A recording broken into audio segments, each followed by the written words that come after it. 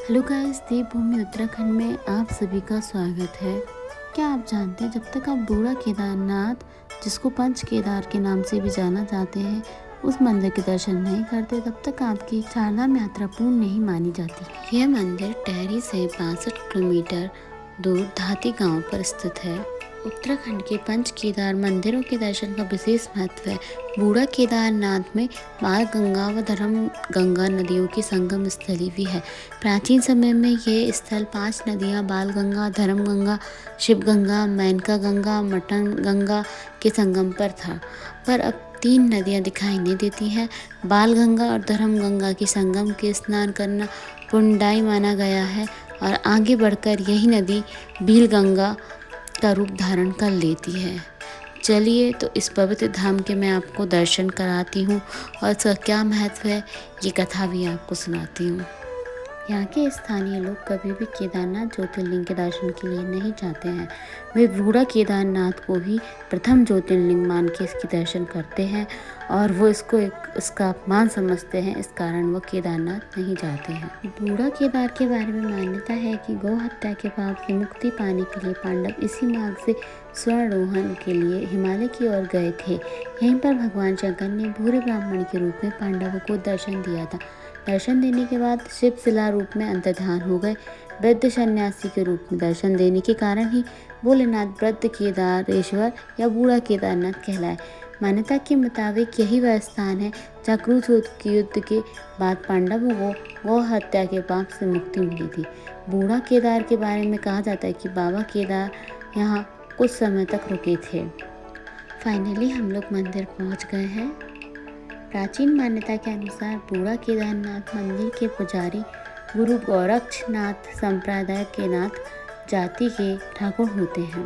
बूढ़ा केदारनाथ में हर साल मार्गशीर्ष माह में गुरु केला पीर देवता का भव्य मेला आयोजित होता है, जिसमें देश विदेश से लोग दर्शन के लिए पहुंचते हैं। पूर्व में जब यहाँ आवागमन की सुविधा नहीं थी, तब बूढ़ा केदारनाथ का मुख्य मार्ग था।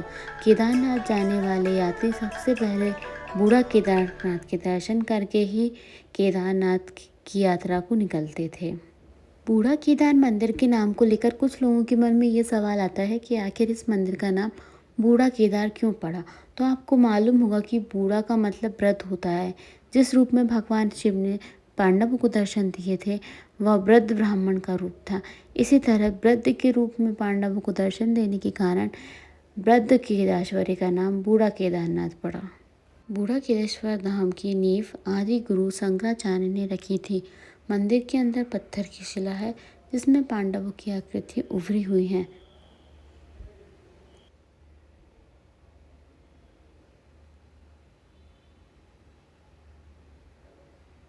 ये हम मंदिर पहुंच गए हैं। मंदिर काफ़ी भव्य है, आप देख सकते हैं। काफ़ी प्राचीन मंदिर है ये।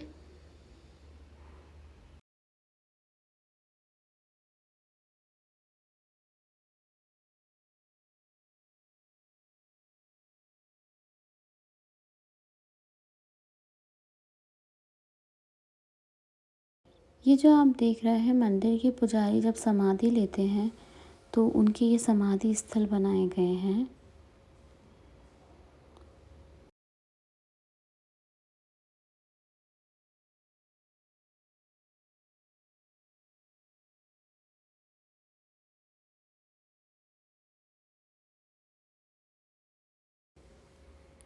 मंदिर का निर्माण कार्य अभी भी जारी है। बूढ़ा केदारनाथ मंदिर के गर्भगृह में विशालकाय लिंगाकार फैलाव वाले पाषाण पर भगवान शंकर की मूर्ति और लिंग विराजमान है। दावा है कि इतना बड़ा शिवलिंग देश के किसी भी मंदिर में नहीं दिखाई देता। मंदिर में गणेश, पांचों पांडवों सहित द्रौपदी के प्राचीन चित्र हैं। मंदिर में ही बगल में भूशक्ति, आकाश शक्ति और पाताल शक्ति के रूप में विशाल त्रिशूल विराजमान है। ये काफ़ी चमत्कारिक स्थल है। यहाँ आने से आपकी सारी मनोकामनाएं पूर्ण हो जाती हैं। मंदिर काफ़ी ऐतिहासिक, काफ़ी प्राचीन है और यहाँ की सुंदरता देखिए आप, कितना सुंदर व्यू है यहाँ से। ये यज्ञ वगैरह होते हैं मंदिर के, तो ये यज्ञशाला टाइप बनाई गई है।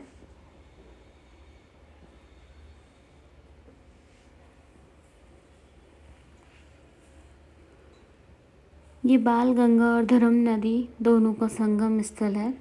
ये एक साइड बाल गंगा देख सकते हैं आप, एक साइड धर्म गंगा नदी है। मंदिर के पास ही इनका संगम है।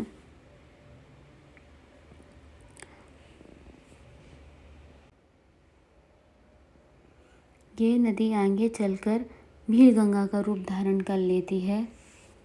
इस संगम के दर्शन मात्र से आपके सभी पाप क्षीण हो जाते हैं।